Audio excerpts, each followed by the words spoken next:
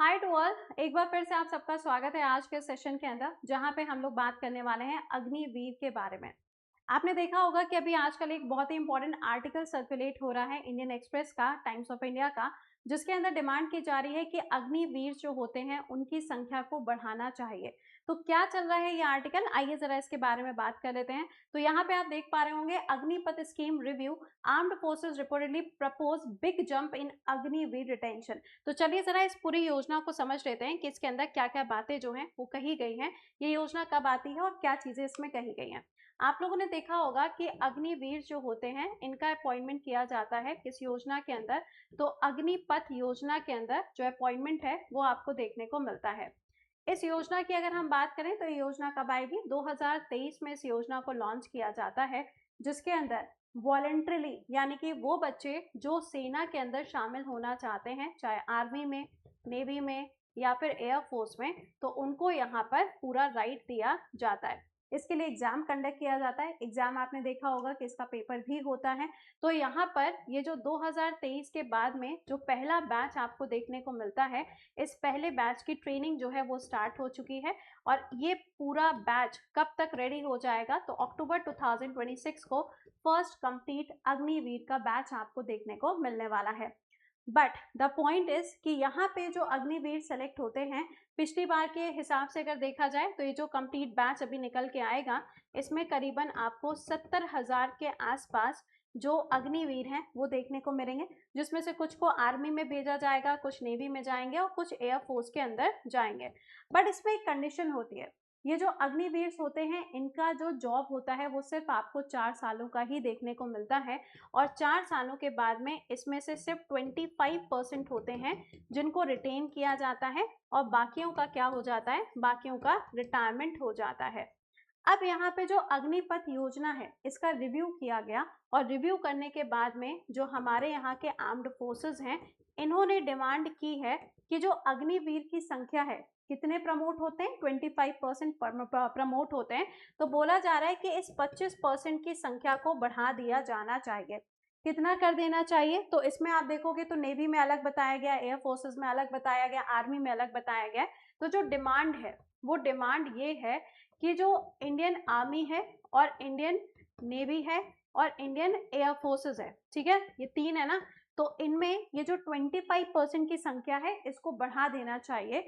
Indian army में percentage आपका कितना कर देना चाहिए, 50%, इंडियन नेवी में परसेंटेज 75% और एयरफोर्स के अंदर परसेंटेज कितना, 50% कर देना चाहिए। ऐसी डिमांड की जा रही है।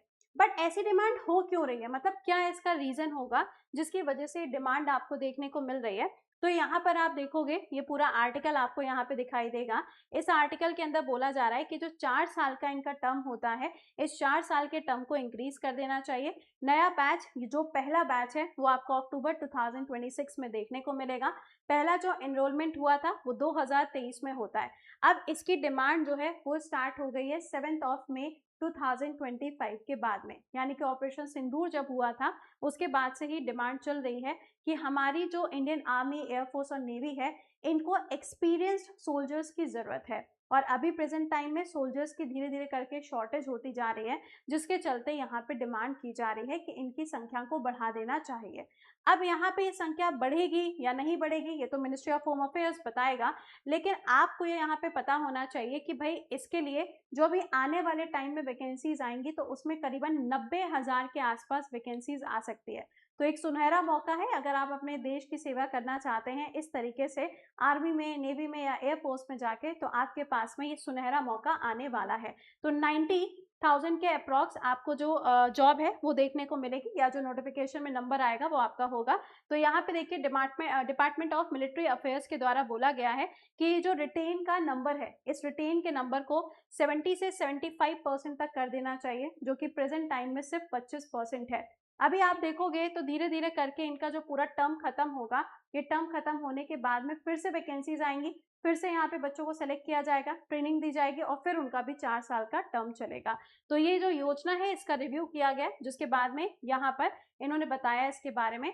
अंडरस्टैंडिंग अग्निपथ योजना, अग्निपथ योजना को इम्प्लीमेंट जब किया गया था तो ये टाइम था 2023 का, भारत सरकार के द्वारा। इस योजना में आप देखोगे तो जो अग्निवीर बनाए जाते हैं उनकी एज कितनी होनी चाहिए, 17.5 से लेके 21 साल उनकी एज होनी चाहिए, तभी वो इस योजना के लिए एप्लीकेबल होंगे।